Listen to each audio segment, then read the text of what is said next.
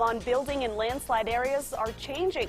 We'll explain why their views on the matter are shifting a bit.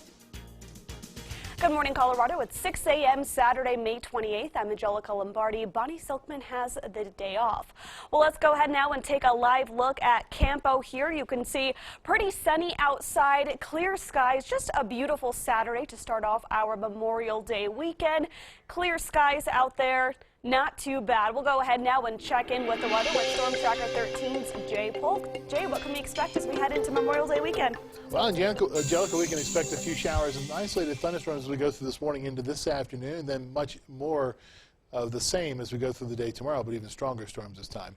Beautiful start to our morning. What we're tracking around southern Colorado are slightly warmer temperatures as we go through our Saturday and Sunday. Stormy afternoons, especially as we go through our Sunday. Some of those storms we talked about a few seconds ago could be on the strong to severe side. Live HD Doppler radar right now. It's a clean sweep for the most part. It should stay this way throughout most of the morning into the afternoon until we get to, say, about 1 or 2 o'clock. That's when we'll begin to see a few of those showers and storms pop up. Small hail, gusty winds are possible with some of the storms, but again, we should keep them all below severe limits at least this afternoon. Temperatures are sitting in the 40s right now, 42 in the Springs, 45 in Canyon City, 43 in Pueblo, 48 for La Junta, 41 in Trinidad. As we go down to the southern end of the state, temperatures here are sitting in the 20s, 30s, and 40s. 24 at Leadville, 36 in Salida, 31 right now in Alamosa. Well, what to wear forecast for today? The umbrella, sunglasses, and short sleeves are your friends this afternoon. We're going to need an umbrella later on this afternoon as we head out to our PM plans, but outside that, sunglasses and short sleeves should be in the forecast for today, in terms of at least your fashion ideas. Temperature sitting in the 70s as we go through 4 o'clock, and yes, there will be that chance for the showers and storms. We'll be tracking it for you as we go through the afternoon with Storm Tracker 13's Mike Everett. Details in that 7-day forecast let you know what happens for your hometown, for your high temperature today. Goes up in just a couple of minutes. Angelica? All right, thanks, Trey. Well, new overnight, one man is in the hospital in Pueblo. This morning after a drive-by shooting, Pueblo police tell us the victim was walking near the intersection of Santa Fe and 8th Street when a car pulled up and opened fire. The man was hit and later taken to Parkview Hospital. Investigators tell us his injuries are not life-threatening. The identity of the gunman and the description of the car have not been released. Well, a woman who was wanted on several charges in northern Colorado is now in custody in Colorado Springs. The Greeley Police Department asked Colorado Springs Police to help them track down 34-year-old Nicole Archuleta Aguirre. She was wanted on aggravated robbery and kidnapping charges. CSPD found her at a home in the 1900 block of Kaplan Drive yesterday. She was taken into custody without incident. Another man is in custody this morning after allegedly assaulting a police officer. Investigators say 27-year-old Donnie New was pulled over on South 14th Street and evaluated for a DUI. He was arrested but later tried to escape from the officer's patrol car. Police say he tried to punch the officer before he was hit with a stun gun. He is now facing charges of second-degree assault and driving under the influence. Well, the mother of a Colorado Springs woman involved in a missing persons case says she's not happy with the corruption charges surrounding former El Paso County Sheriff Terry Makita. Kara Nichols has been missing from Colorado Springs since 2012. Her mother says she was heading to Denver but hasn't been seen since. The alarming indictment handed down to Makita and 2 other members of his staff have Julia Nichols questioning if her daughter's case was ever handled properly. It's hard to believe that people who were elected to a trusted position in law enforcement, who could have come so far in the public's trust, could behave that way.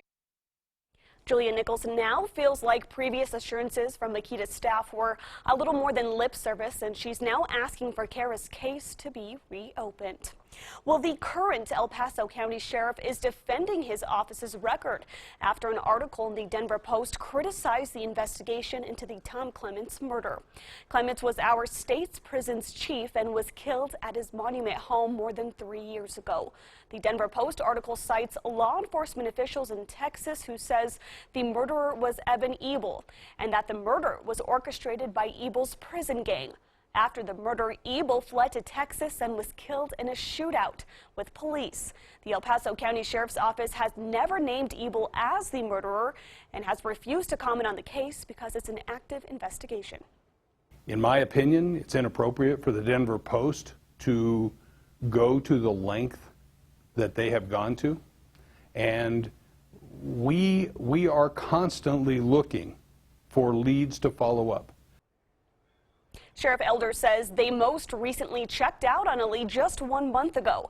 He says if anyone has any information on this case, they can call the sheriff's office at 390-5555. Well, investigators in Colorado Springs say there were no serious injuries after a crash on the east side of the city. Witnesses say a police officer was trying to make a turn on Barnes Road and Tett Boulevard yesterday afternoon. And that is when another car ran a red light and collided with the officer's patrol car. The officer and people inside that car were taken to the hospital. The crash remains under investigation. The Colorado Springs City Council says that a moratorium on construction in landslide zones is now off the table, but they're working on restrictions that will address that issue. KRDO News Channel 13 Scott Harrison has all sides to this shifting story. It's one you'll only see here. Springs City Councilman Don Knight and Tom Strand have a big job, and they're giving themselves just a month to do it. After seeing dozens of homes damaged or threatened by landslides, the two councilmen want to draft an ordinance to regulate and possibly limit construction in landslide zones. More safety and security for people that were exchanging, buying property that was already built or building new property so that they would at least understand the risks. The councilmen want better communication between builders and the city when it comes to honoring concerns outlined by the State Geological Survey. I think it might be that our code was not specific enough on who is responsible. Because a lot of these areas doesn't mean you can't build in them. You just got to do further mitigation techniques, deeper footings or whatever. This effort is designed to make home buyers more aware of potential risks and avoid the kind of damage we've seen in the foothills. The local Housing and Building Association says it prefers an ordinance to a moratorium and will cooperate to help find the best solution.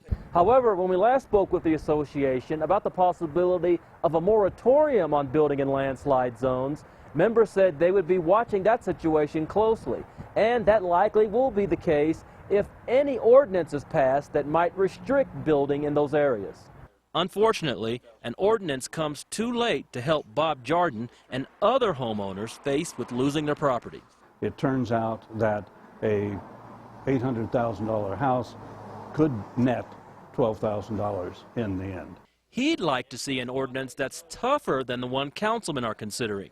You can pass all the laws you want, but if they're not enforced, then it really doesn't do anything. The councilmen hope to have an ordinance drafted by the end of June. In Colorado Springs, Scott Harrison, KRDO News Channel 13.